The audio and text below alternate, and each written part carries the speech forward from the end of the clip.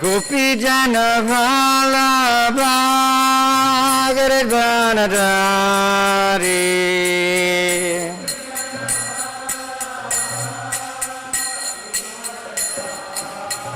Jaya Gopi Jana Vallabha Giridvanadari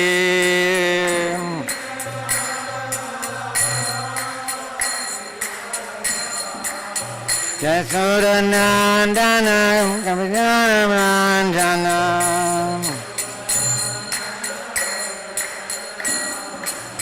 Yasudanandana Kapijanamandana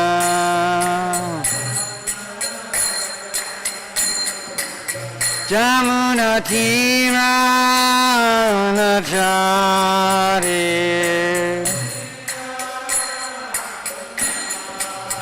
Jamuna Tira Vanachari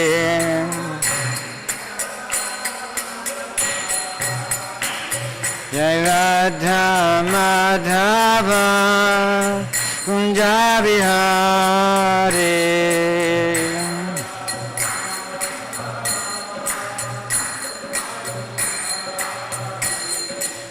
Radha Madhava Kunjabihari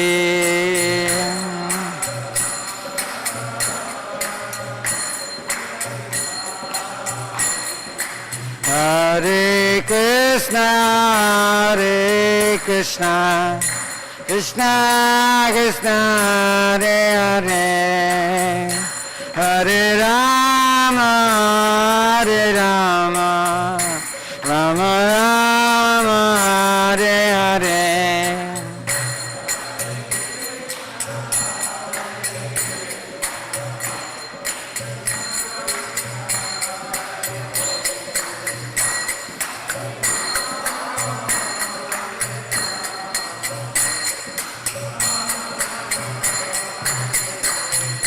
Hare Krishna Krishna Krishna Hare Hare Hare Rama Hare Rama Rama Rama Hare Hare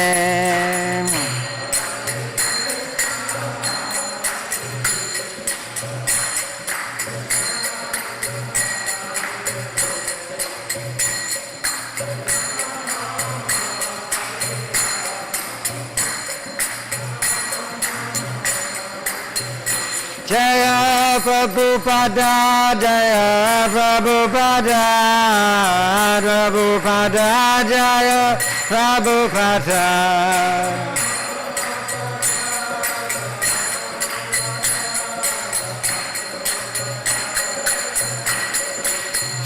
Jaya Gurudeva, Gurudeva, Gurudeva, Jaya Gurudeva.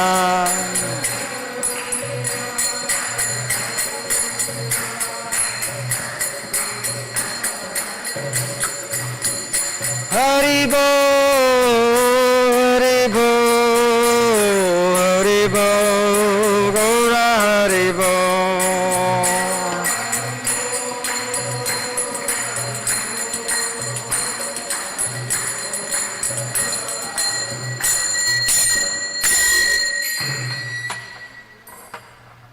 Shri Sri Radha Nila Madhava ki, Shri Sri Radha Giridhari Ji ki, Shri Shri Giriraj Govardhana ki. All glories to the assembled devotees. All glories to the assembled devotees. All glories to the assembled devotees. Hari Hari Bol. Well, it's so nice to see new faces here. I'm one of the old faces here. Hare Krishna. So this is a very advanced part of the Srimad Bhagavatam because it is the summary, conclusion of the Bhagavatam. It actually ends in 10 cantos, so to speak, when we learn about the glories of Krishna himself, the Supreme Personality of Godhead. And we're going to hear about another aspect of that that existence of the Supreme Lord, which is always a good thing to hear. It was actually the argument that made me become a devotee. I stumbled upon a preaching program with Govinda Datta, Tripurari Swami, Keshava Bharati, Mahamuni.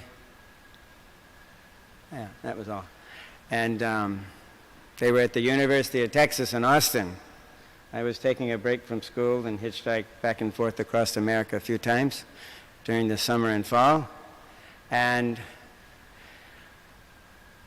the morning I got into Austin after being soaked in southern Oklahoma on a nice fall day, which it's a little cooler up there. I met Govinda Datta, and we were talking. He was trying to sell me a magazine, of course. And then this boy walked up from some other place, right? And he got back into a conversation. They were arguing about the existence of God earlier. So then Govinda Datta explained to him how we can know that there is a Supreme Personality of Godhead. He was a chemist, a science major. And I was blown away. It was the one thing I never understood theologically, is how can you prove God exists? And that was in the days of many, many atheists and atheistic philosophies going around. And I was really a theist. I really believed there was a God. But for the life of me, I found nothing in any of my experience or readings that I could use to defend the existence of God. And I was so happy to hear that I never left, actually. I just joined up. And they hustled me off to Dallas, where I met my eternal spiritual master, and then gradually came down here and been here ever since. But therefore, I like this part of the conclusion, because it sets it in stone, and at least in my mind, who God is and how he operates. So this is text number 35 of the 3rd chapter of the Srimad Bhagavatam, 11th canto. And now Sri Pipalayana will answer the question, one of the last questions of King Nimi. His question was given yesterday, which was, please explain to me the transcendental situation of the Supreme Lord, Narayan, who is himself the absolute truth and the supersoul of everyone. You can explain this to me because you are all most expert in transcendental knowledge. So you can't know God unless you've gotten somewhere in your transcendental existence, which is actually everyone's position in this material world. We're not part of it, so to speak. Neither is God, so to speak. So in this verse, it's a long purport, so we'll only do the first half of it today. All right? So please chant after me. Shri Pipalayana Uvacha. Stitya Bhuva Pralaya Hetur Ahetur Asya.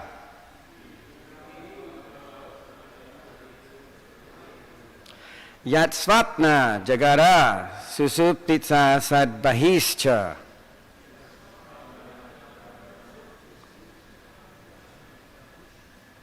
Dehendriya sa hridayani charanti jaina.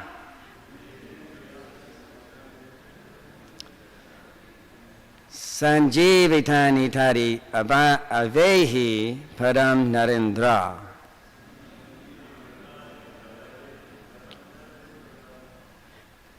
Somebody else can chant? Shri Pipalaya Vacha.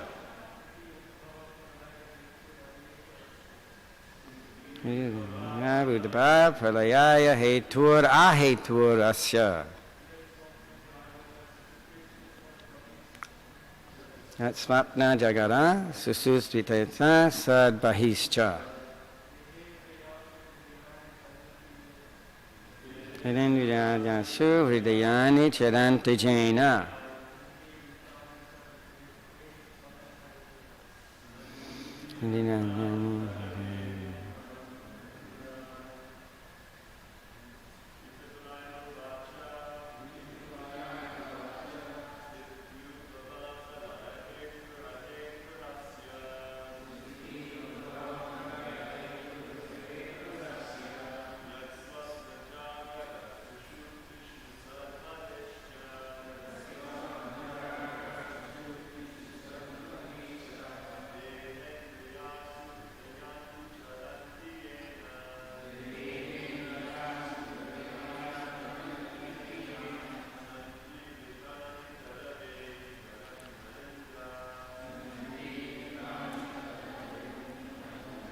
And please follow in that meter and continue for 2 more persons, please.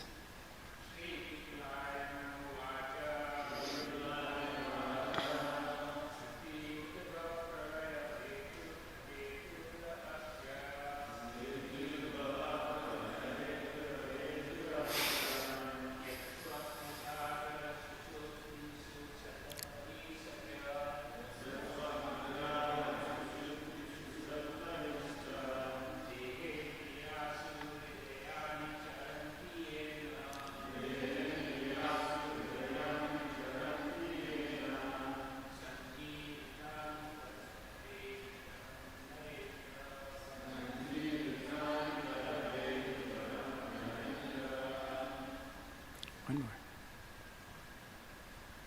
Ladies, Madhavi Sharan.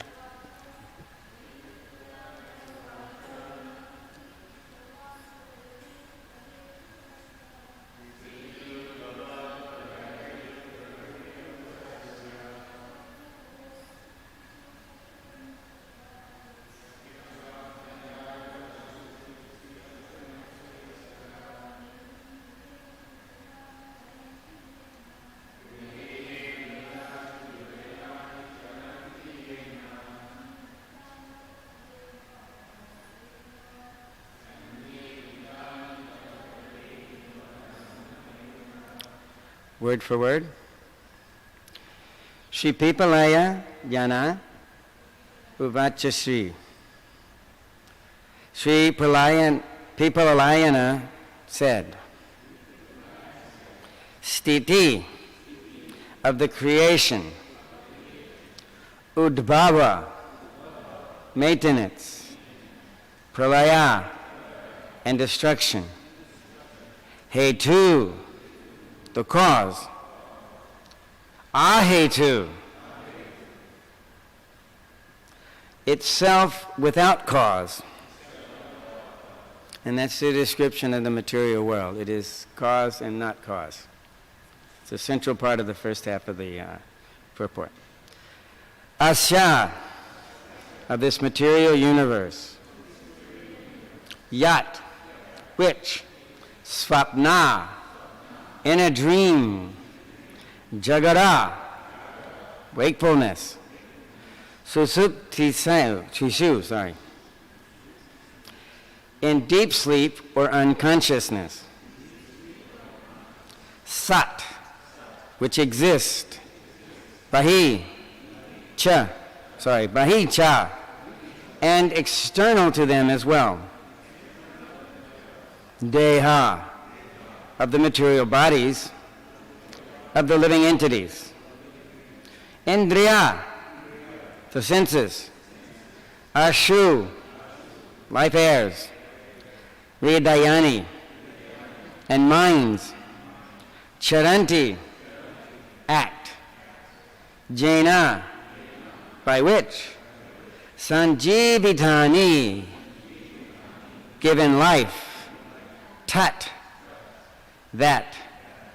Avehi, please know, Param, to the Supreme, Nara Indra, O King.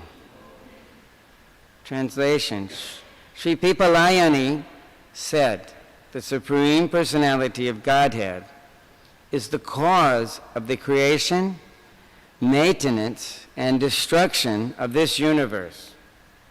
Yet, he has no prior cause.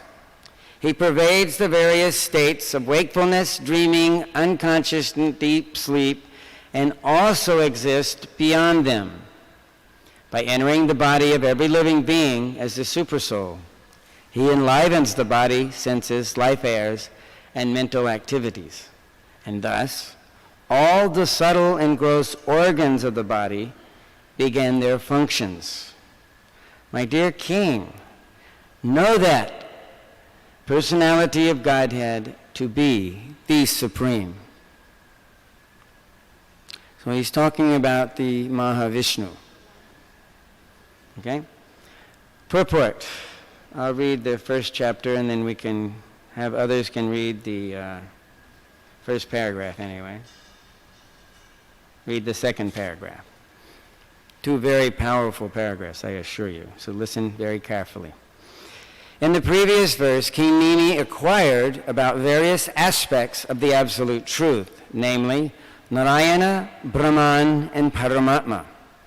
Now the sage Pipalayana explains these three features of the absolute truth in the same order in which the king mentioned them.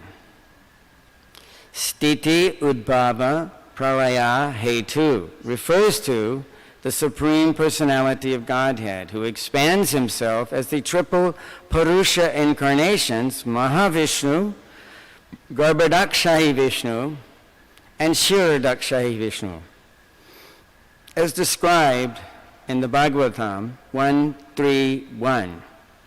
Jagre Parusham Rupam Bhagavan Mahad Adibi Sambhutam Sodasa Kalam Adau Loka Shishishkaya. In the beginning of the creation, the Lord first expanded himself in the universal form of the Purusha incarnation and manifested all the ingredients for material creation. Thus, at first, there was the creation of the 16 principles of material action.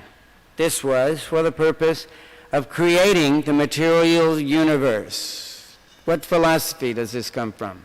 Anyone know? It was described very elaborately in the third canto by Lord Kapila to his mother Devahuti. Sankhya, the understanding of how the building blocks of the material universe are utilized by the Supreme Lord to create what Srila Prabhupada often referred to as a Durga prison. This is where we are here, folks. This is the prison. We're actually on the outskirts where it's really hot as hell here in Texas. Yeah, we don't have winters. We have a not hot period. It's at least not hot in the winter. So you can look forward to that this year. Okay. Thus, the Supreme Personality of Godhead, Narayan, is mentioned here as Hetu, or the supreme cause of the creation, maintenance, and annihilation of the cosmic situation. Still, there is no cause of the Lord himself. He is Ahetu, as expressed in the Brahma Samhita, Anadir Adir Govinda Sarva Karana Karanam. Sarva Karana Karanam. He's the cause of all causes, yet he's not the cause. He has no cause himself. The Supreme Lord is the cause of all causes, and being the eternal absolute truth, he has no cause of himself. The word Ahetu has been explained by Srila Jiva Goswami to indicate that the Supreme Lord has his original form as Krishna in his own transcendental abode called Krishna Loka. Since Krishna is always engaged in his blissful pastimes in the company of his eternally liberated associates, he is aloof from the affairs of this world, which is created by his external potency, known as Maya. Therefore it is stated, Jagre Parusham Rupam. The Lord expands himself as Narayana and Vishnu to facilitate the gross illusion and gradual rectification of the conditioned souls. Now that sounds like a really good definition of prison. The idea, except in America, it doesn't work that way, but in Europe they have actually civilized prisons where they rectify people. They give them rooms to stay in that are locked, but they're rooms, not prison cells, not cages like animals. Many a devotee has left and become a prison guard because they hire anybody, because it is like being a prisoner yourself, being with a bunch of caged human beings. It's really disturbing for the mind. Okay? So someone can read from there, please. Top of the page, the Lord's aloofness.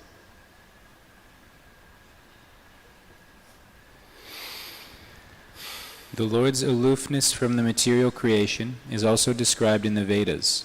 Natasya karyam karanam chavidyate. The absolute truth has nothing to do, since everything is done self-sufficiently by his multipotencies. Srila Bhaktisiddhanta Saraswati Thakur has pointed out that even though the Supreme Lord Krishna is ahetu, or causeless and aloof from the cause of material creation, the Lord is also described in this verse as hetu, or the ultimate cause of the creation, maintenance, and annihilation of the material manifestation, because he expands himself as Paramatma, or the Supersoul, who acts as the prime mover of the cosmic manifestation. The word ahetu may also be understood in another way. In Bhagavad Gita 7.5, the Lord says, Aparayam itas twanyam prakritim vidime param jiva bhuta mahabaho yayedam daryate jagat. The conditioned living entities, jiva bhuta, desire to engage in sense gratification with their material senses. Mana sastan indriyani prakriti stani karshati. Thus the creation of the material world becomes necessary. In fact, the material cosmic manifestation continues to exist because of the desires of the conditioned souls to exploit it. Yayedam daryate jagat. The government must create a prison to accommodate those citizens who are inclined to criminal activity. There is no need for any citizen to live in the obnoxious conditions of the prison, but because a certain portion of the population is inclined toward antisocial behavior, the prison becomes necessary. In a higher sense, the prisoners themselves can be considered the hetu, or the cause, for the construction of the prison. Similarly, the Supreme Personality of Godhead expands his internal potency according to his own desire to increase the ananda, or transcendental bliss, of himself and his pure devotees. But he manifests the material universe in response to the illicit desires of the conditioned souls to live a life of sense gratification in willful forgetfulness of him. One more to read, please. Starting, therefore, the conditioned living entities. Therefore, the conditioned living entities themselves can be considered the hetu, or cause of the material manifestation. The external potency of the Lord, Maya, who is charged with the duty of material manifestation, is called Chaya, or the shadow of the Lord's internal potency. Shrishti Shtiti Pralaya Statana Shaktireka Shayeva Jasya Bhuvanani Bipharti Durga. The Lord does not personally desire to manifest the shadow potency called Durga or Maya. The blissful spiritual planets, eternally manifest, contain the best possible facilities for the living entities who are parts and parcels of the Lord. But the conditioned souls, rejecting the inconceivable, eternal living arrangements the Lord has kindly provided, prefer to seek their misfortune in the shadow kingdom called the material world. Thus, both Durga and the conditioned living entities may be considered the hetu, or cause of the material manifestation, since Lord Krishna is ultimately sarva karana karanam, the cause of all causes. He is to be known as the ultimate supreme cause. But how the Lord functions as the supreme cause of the material manifestation, sthiti udbhava pralaya hetu, is described in the 13th chapter of Bhagavad Gita, Upadrashtanu Mantacha. The Lord acts as overseer and permitter. The actual desire of the Supreme Personality of Godhead is stated very clearly in Bhagavad Gita. Sarva dharman parityaya mam ekam sharanam braja. The Lord desires every living entity to give up the shadow potency Maya, and return to the actual substance, Vastavam Vastu, which is the eternal kingdom of God. Thank you. We'll save the next paragraph, which will end the actual purport there. All right. Om Ganatimanandasya Ganandina Salakya Chakshumnitam Jaina Tasmai Shri Gurave Namaha. So here sounds really confusing. It keeps going back and forth. It is, right? On and on and on. This is one of the characteristics of the Supreme Lord, is that he can't actually be understood in full.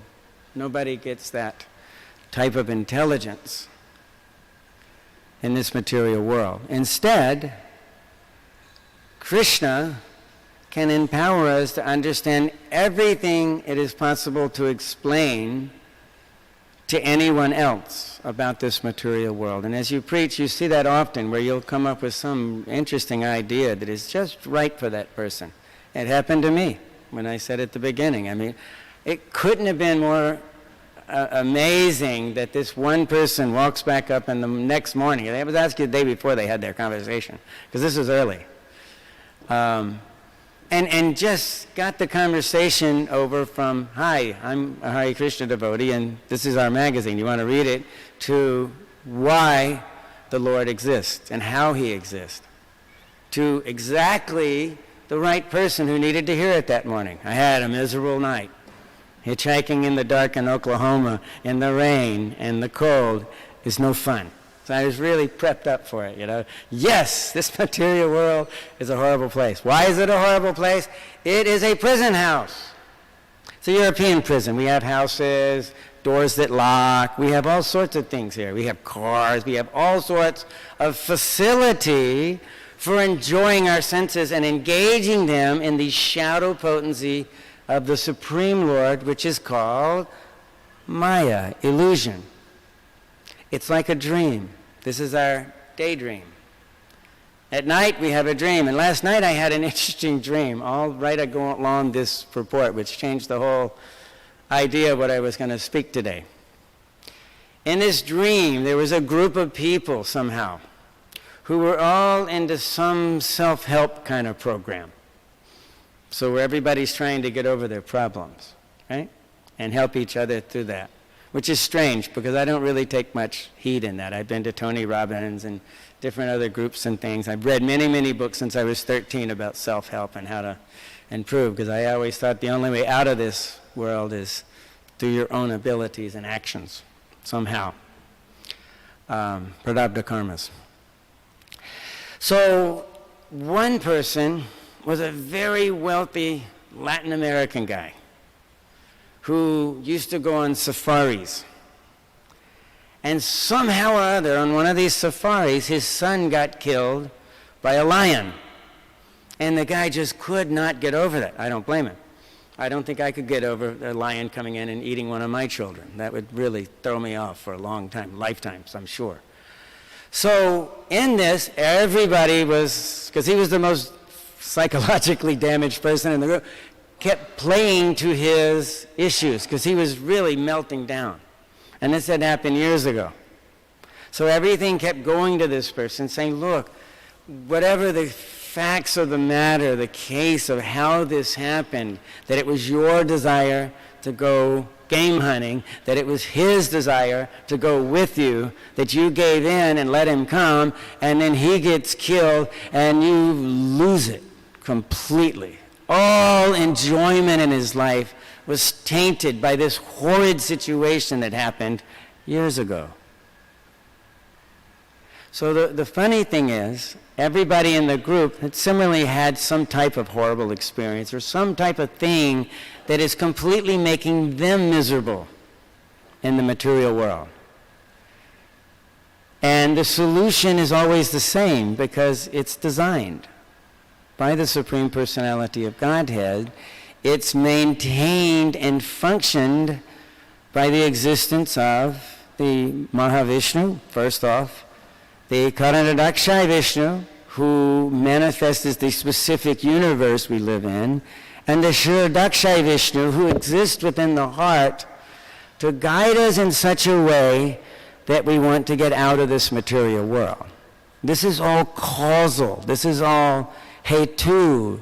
The Supreme Lord has put a prison in place so that the living entity, on his own convictions, due to circumstances, will want to get out of this material world. Now, this is something that can be very easily misunderstood. Therefore, we have one of the greatest epidemics in the entire planet is suicide. Because we're pushed by causes to get out of this life, which we consider, generally in most parts of the world, as the only existence we have is this one life. So you really want to end it, you just end it whenever you want. All over Europe, parts of America, you can have a doctor inject you with drugs so that you will die. It's medically approved death. End of your problems. Yeah, great. Except that in the actual situation, that we are not our bodies, we are an eternal spirit soul, right? We take birth again with that desire to get out of the misery of prison. Therefore, we take a birth in such a way that somehow or other we meet a Hare Krishna devotee, and we get set onto the correct path of full knowledge of the existence of the material world, so that we will attach ourselves to the spiritual world. Of course, here in Houston, we have a special secret weapon. There's this beautiful altar with Radha Nila Madhava standing in the middle there, that you can easily become attached to something else besides this world. You see these 5 ladies here, they're in here every single day practically. And they make the beautiful garlands that they place on the Lord every day. And it's such a sublime service that every day they are participating with outfitting the Supreme Lord with the last thing he puts on that day before going out and giving his darshan or doing any of his causal and non-causal work for that day. Which actually for Krishna, he doesn't really do that. He manifests Narayan, which is Vishnu, Krishna with 4 hands, holds a lotus, a club, a disc, and conch shell. Sorry about that. And from Narayana, we get the Chaturvyuha, the triple expansions of Mahavishnu. Mahavishnu is lying in the causal ocean, right? And he's engaged in what activity? Yoga Nidra. Even when you take yoga classes, you learn how to do Yoga Nidra. Yoga Nidra is you lay down on your back on the floor, you completely relax your body, and then you basically go to sleep. Unless you're actually in Yoga Nidra, wherein you just stay in this kind of semi-awakefulness while everybody else thinks you're asleep. Because, do you know what that asana is called? When you lay down on your back, you close your eyes, and you just concentrate on your breathing? Mritu asana. You're dead. And dead is also something that Srila Prabhupada explained as deep sleep, which was mentioned here. In deep sleep, all of your sensory activity shuts off. So Prabhupada would say, sleep is like death. Why? Because in the Bhagavatam 12th canto, it describes this Yoga Nidra position of deep sleep as death, because all of your sensory organs shut off completely. So then what is our hope in this material world? It's every single night practically, unless you're me. I don't really go into deep sleep very much. Long story. We're not going to get into here. It's where you rest the most. And in order to wake up when in a deep sleep, how does that happen? How do you wake up? What happens? I honestly can't hear you. I'm sure they have a microphone here somewhere. I have it right here, Prabhu. Hare Krishna. Huh? Oh, you have the microphone. You're woken by an alarm clock or a sound or someone. So one of your senses gets turned on, right? Or maybe you smell smoke and your house is burning down and it just finally got to you. How does that happen if you're in deep sleep and your senses are shut off? Anyone? Super soul. Super soul is never asleep. He's actually in yoga nidra. And as soon as you need one of your senses turned on, super soul, Shirdakshaya Vishnu, will turn it on. And then you'll smell smoke, you'll hear the alarm, you'll realize somebody's shaking you. If you have children, you know what that's like at some point. You want to wake them up, you better hang them upside down and rattle them around to get them up. When they're in deep sleep, they're gone. So super soul actually wakes up that sensual organ that you require to wake up and bring you out of that deep sleep. This is the 12th canto of the Bhagavatam. When the pralaya is being enacted and the entire universe is being destroyed, they explain this. And also about time. Time is the last thing to go in this material world, believe it or not. Time in the spiritual world is conspicuous by its absence. You don't notice it. You're forever in the present. Even though there are pastimes, which means it starts here and it ends over here. But you're so involved in Krishna's pastime that it never seems like anything but the present. So time has no effect on you in the spiritual world. Right? It sounds all confusing, but actually it's real simple. Because you have to accept that Krishna is hetu ahetu. He is, in fact, the cause of all causes. He causes Mahavishnu to manifest. He causes the Mahatattva to become surcharged with the creative ingredients. He causes the material universes to escape from the pores of the Mahavishnu in his yoga nidra, which is real and official, and for the Karanadakshay Vishnu to manifest within the various universes, who then manifests as the sheer Dakshay Vishnu within the hearts of every living entity. And this is what we're experiencing today, that exact end result of that situation. Here we are in a human body, sitting in Houston, Texas, the suburb of hell, to hear the glories of the Srimad Bhagavatam within the vision of Lord Krishna himself.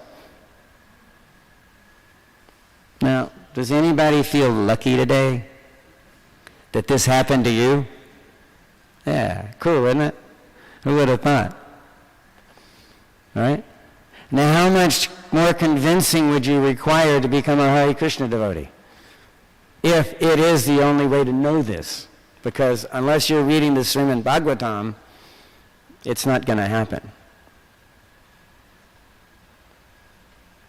And if you get into the first canto of the Srimad Bhagavatam, it goes through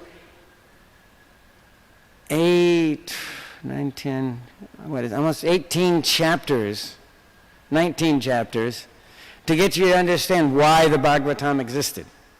All kind of things have to happen that are completely unnatural to the persons involved. First thing is that somehow the great devotee King Parikshit, emperor of the world, gets so thirsty out hunting in his kingdom, and trust me, he knows his kingdom really well. He knows where all the water is. So he gets so thirsty that he goes by a hermitage where the sage is simply meditating, and the sage, he announces himself, and the sage doesn't wake up to offer him water even. And he's thinking, what a bum. This sage is just pretending to be meditating, just so he won't have to serve me. He thinks he's so much better than me, I guess.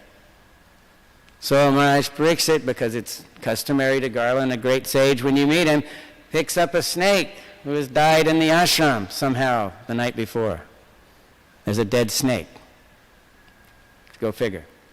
and precipitously picks up that snake, places it on the shoulders of the sage, and rides off in a huff. The sage still is in complete meditation. It is only when his son comes, screams, "Ah! Look what you have a, ah!" And then the sage wakes up. "Oh, goodness, there's a snake." Throws it to the side. Says, "What's wrong, my son? Perfectly normal day." Right? And in the meantime, the poor Brahmin boy gets completely enamored by the fact that this king, lower than the Brahmins, has offended his family by placing a snake on his father. And at the exact same time, Maharaj Parikshit is riding away back to the castle, and he starts wondering to himself, what the heck happened? Why did I do that? I am a cultured Kshatriya. I give protection to the Brahmanas so that they can peacefully meditate. And now I've, disgraced myself by placing a snake on a sage in meditation. And he begins to pray, whatever reactions I am due, my dear Lord, please inflict them on me. Do not take this out on my family. And so, he takes the entire reaction to this. However, Shringi, the son of this sage, is furious. And he's immature, and he's angry, and he's got his friends there, and he tells them, this king had the audacity to offend my family. Now again, the sage himself is not at all disturbed. This is the son. He's untrained and inexperienced in the world. And therefore I am going to show this king the strength of the Brahmins. And I will curse him to die. So he does. Now, what happens here is the boy being inexperienced, right, doesn't really repent. The sage speaks to him, his son, calms him down, but he doesn't really repent. And therefore the father prays that the reactions to this particular sinful act will not be thrust upon my son. Please, my dear Lord. He actually prays like this. Protect my son from the offenses. But you can't take back an offense. It's rather interesting. Therefore, Maharaj Parikshit, knowing this, accepts the reaction. Because he truly repents and feels horrible that he had done such a horrible thing. Right? So, he dies by the bite of a snake bird. That happens in the 12th canto. You had to read the whole, 60 volumes to get there. It used to be 60 volumes. They made bigger books, thicker. You have to read all the way through before that actually happens. And in the process, this last of the divine kings hears the entire Srimad Bhagavatam over a 7-day period, without sleeping, without eating, without drinking water, 7-day conversation that does not stop until the king is asked by Sukadev Goswami, is there anything else you want to know? And what is Maharaj Parikshit's answer? Can anyone tell me?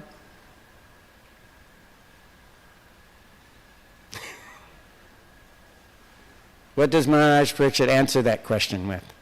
He's already heard everything. He said, no. I am now experiencing my true identity as a spirit soul. I have nothing to do in this material world. And the snake bird comes and takes him away.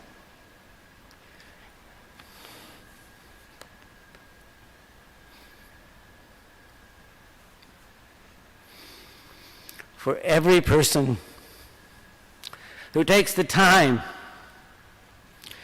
to read and understand the Srimad Bhagavatam, which incidentally may take more than one conversation, and it certainly may take more than 7 days. They will be delivered from this material world,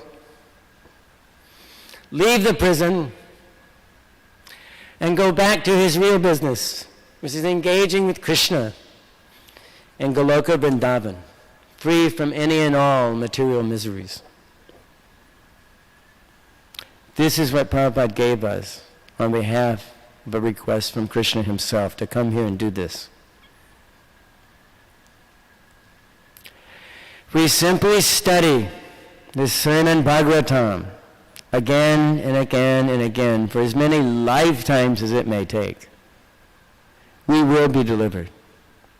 Actually, we can be delivered in this lifetime by the mercy of Srila Prabhupada and the previous acharyas.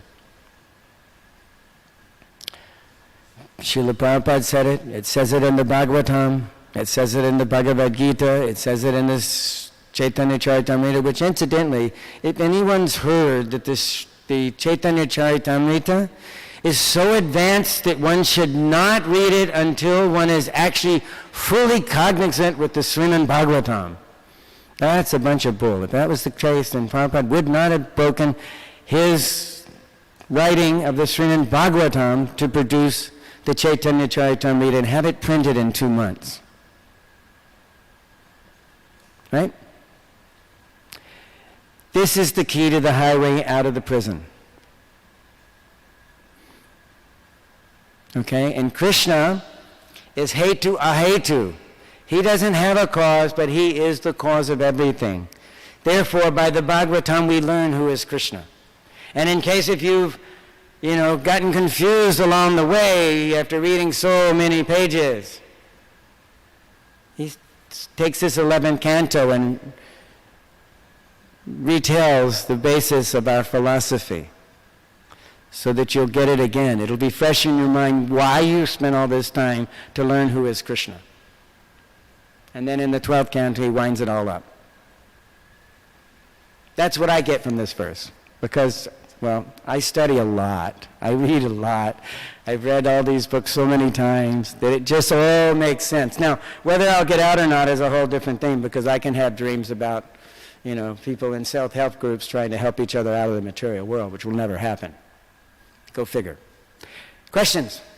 Or comments, or anybody want to add anything to it? There's lots more to speak about. But that's for tomorrow. Yes, Prabhu. Wonderful class, Prabhu. Thank you. I wanted to ask, in one of Srila Prabhupada's purports in the Bhagavad Gita, he writes that we should be captivated by this knowledge. But it seems that most people are not actually interested at all, and a lot of times, even myself, in class, I'm often drifting off to sleep. So I was wondering why this is. Why this is? Because Krishna says in the end of the Bhagavad Gita, Sarvadharmam parityaja mamikam sharanam bhaja am tvam papasaidnyavyo masachmi masuchaha. He tells you if you just give up everything else you're thinking about and surrender to me, I'll deliver you. Just surrender to Krishna. He gives you the entire purpose of your life in prison. Just surrender to me. Just give up what you think you should be doing in this material world and do what I advise. And I'll take you out of here. Yeah, that's pretty glorious. Now, take in mind, he didn't have a lot of time to get into details. There's a war about to happen. There are, hundreds of millions of people out there waiting to start killing each other. Welcome to the material world.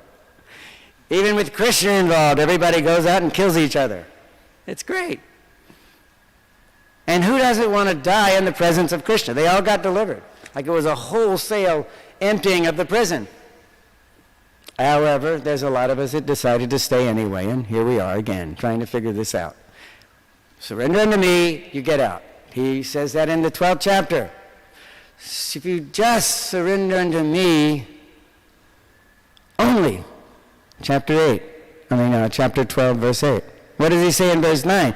But since most people can't do that, guess what? If you just follow the practices and principles of Bhakti Yoga, Hare Krishna Yoga, then you will develop a desire to have me. That's the conclusion of Bhakti Yoga. When you desire Krishna only. Now there's one little catch in that. Krishna will be pleased or not pleased that you've sufficiently purified yourself that he will give himself to you.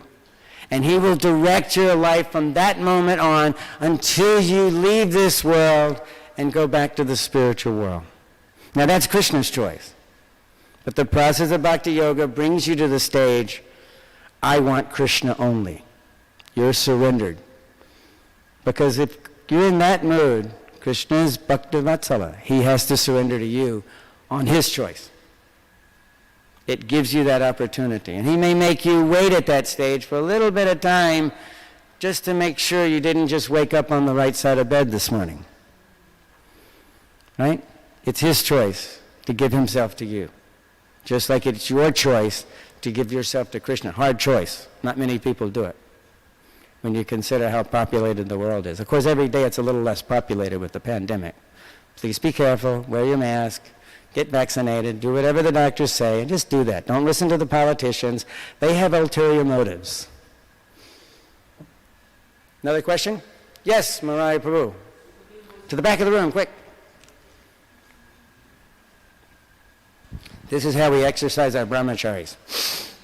Dear Sukadev Goswami spoke 7 days. How many days Sutta Goswami spoke? What? Sukadev Goswami spoke for 7 days. How many days Sutta Goswami spoke? Probably a lot longer, because he was actually speaking to a whole group of sages who are very intelligent and are having a great difficulty in performing their prescribed duties due to the onset of the age of Kali. So I don't actually know the day. But it's much cooler to know it all happened in 7 days and no one slept, ate, or drank water. That's cool. Right. So the first canto is spoken by Sutta. Everything else after that is spoken by Sukadev, directly or indirectly. Yeah? So the first canto is about enough to take 1 day or 2 days. So that gives you an answer, roughly 8 days. Sutta. Yes. Well, no, the Bhagavatam just accounts for those, for him narrating the discussion by Sukadev and Parikshit, which takes about 7 days. Now bear in mind, the sages were prepared to have a 1,000-year sacrifice. So they had nothing to hurry about. So therefore they stopped and they did listen, in fact, very attentively. Lakshmi Priya Prabhu. Hare Krishna.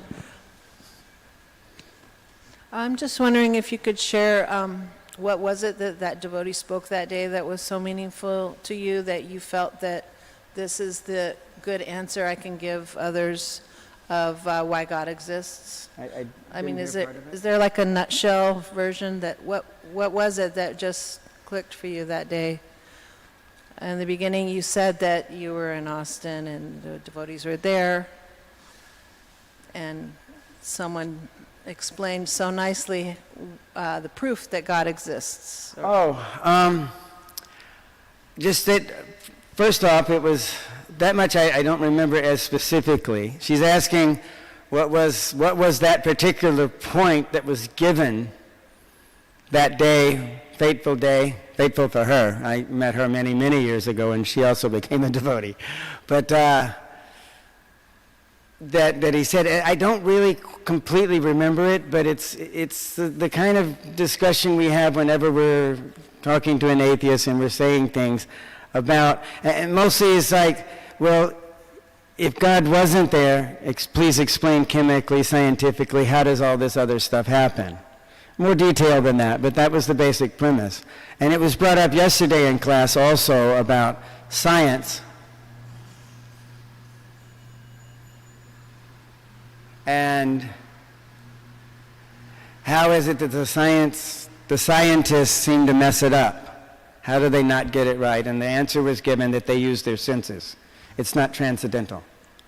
And because the actual happenings of where is the cause of everything, the cause of everything we know is a causeless entity. Therefore, we can't tell you any details about when did God exist. He's always existed. In our timeline in the material world, we know centuries, thousands of years have happened since, year 0 AD, after God, after Jesus, 2,000 years, and then thousands and thousands and thousands of years according to the archaeological records. Other things were going on. So there is no beginning to the need of a prison for the living entity to be rectified and purified that he'll leave this material world. And if you work with the Yoga Nidra calculation, you breathe in and you exhale twice as long as you inhaled.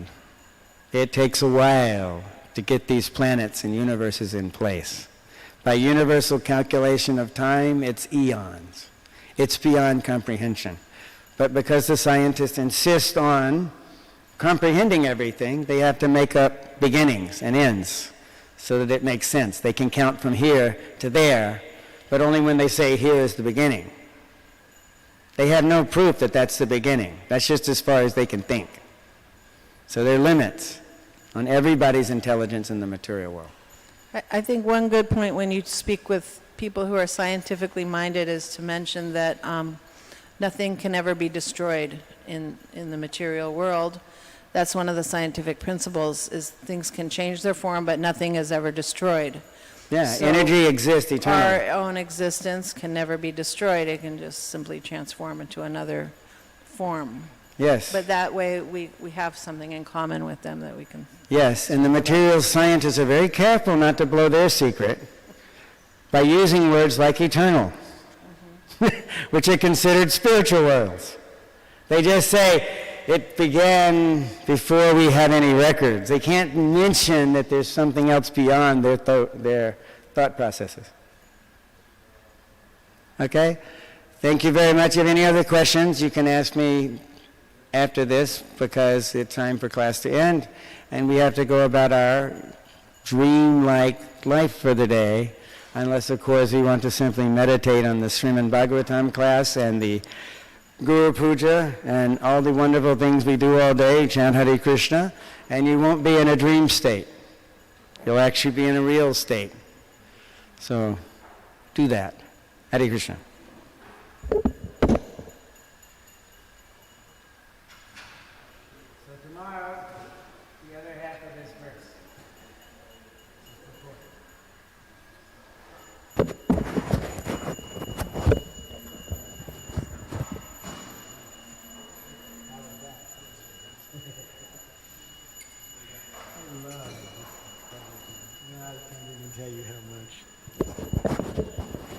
I could barely talk about it when I get into it. That and Prabhupada's mercy, I can't.